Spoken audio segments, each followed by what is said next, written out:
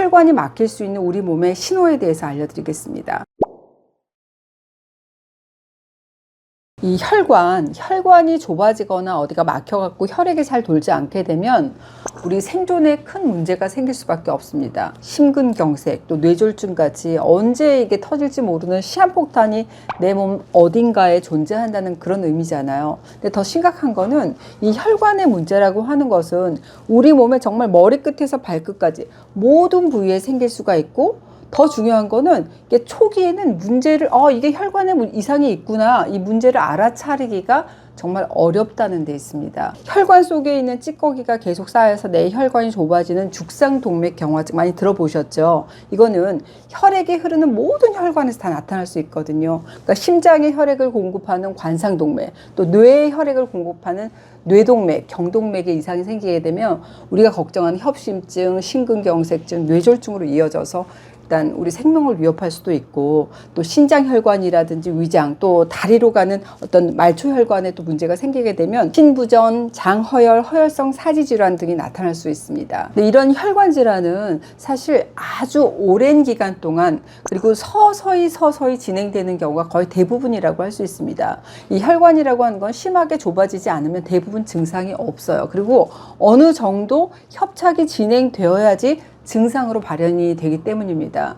그러니까 혈관 내부의 직경이 원래보다 한 50% 이상 좁아진다 하더라도 우리에게는 어떤 증상이 나타나지 않은 경우가 대부분이라고 할 수 있습니다. 혈관의 이 협착이 점점 더 심하게 진행이 되면서 그제서야 비로소 우리 몸에서는 나 혈관에 문제가 있어, 이 신호 있잖아요. 신호를 그제서야 보내게 되는데요. 그래서 오늘은 혈관이 막힐 수 있는 우리 몸의 신호에 대해서 알려드리겠습니다. 첫째, 발등의 맥박을 살펴보시기 바랍니다. 그러니까 발등 중간쯤, 그러니까 엄지하고 검지발가락 사이에서 발등으로 쭉 올라오는 족배동맥이라고 하는 혈관이 있거든요. 여기에 손을 이렇게 대보시고 맥박이 내가 잘 느껴지나? 맥박이 느껴지나? 이거 확인해 보시라는 겁니다.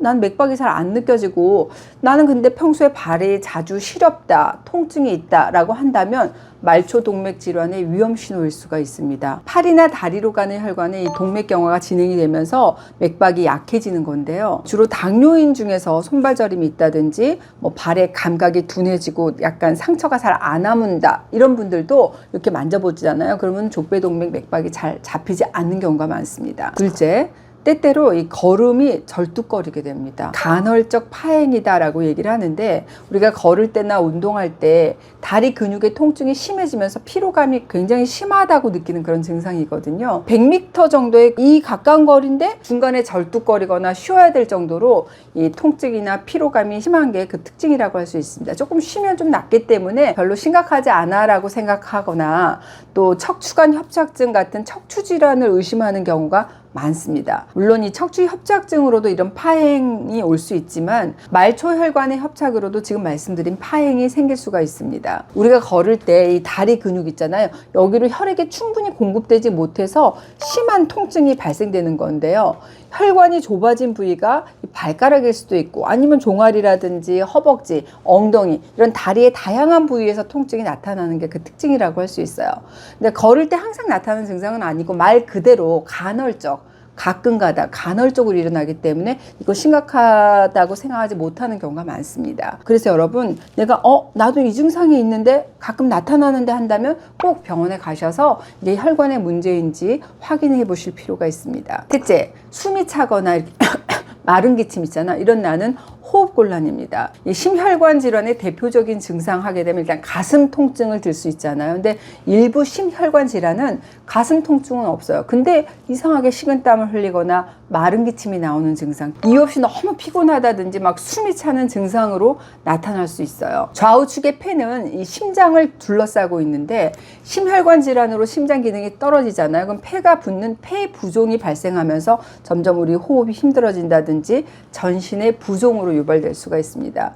평소에는 이상이 없다가 우리가 유산소 운동을 한다든지 막 계단을 오른다든지 아니면 등산을 할 때 갑자기 막 숨이 차서 움직이기 어렵고 또 가슴 통증이 갑자기 나타나는 것도 이것도 역시 심장에 과부하가 걸리기 때문이라고 할 수 있어요. 심지어는 우리가 몸을 안 움직일 때도 통증이 생기는 경우는 혈관이 협착되는 정도가 굉장히 심하고 급성 심근경색의 위험 신호일 수 있기 때문에 지체하지 마시고 병원에 가보시는 게 좋습니다. 네 번째, 이 시야가 이렇게 딱 가려지는 증상입니다. 갑자기 한쪽 시야가 이게 커튼을 마치 친 것처럼 싹 가려진다든지 양쪽 시야 전체가 이렇게 뿌옇게 보이는 시야 장애는 뇌혈관의 협착으로 인해서 발생할 수 있습니다. 이런 증상이 나타났을 때 이거 내 시력이 떨어졌나? 이런 문제라고 생각하고 안과 찾는 분들이 의외로 많으실 거예요. 하지만 시야가 항상 가려지는 게 아니기 때문에 검사할 그 당시에는 별 문제가 없을 수가 있습니다. 눈의 이상이 아니라고 한다면 꼭 뇌혈관 검사를 받으셔서 내가 혈관에 문제가 있는지 아닌지를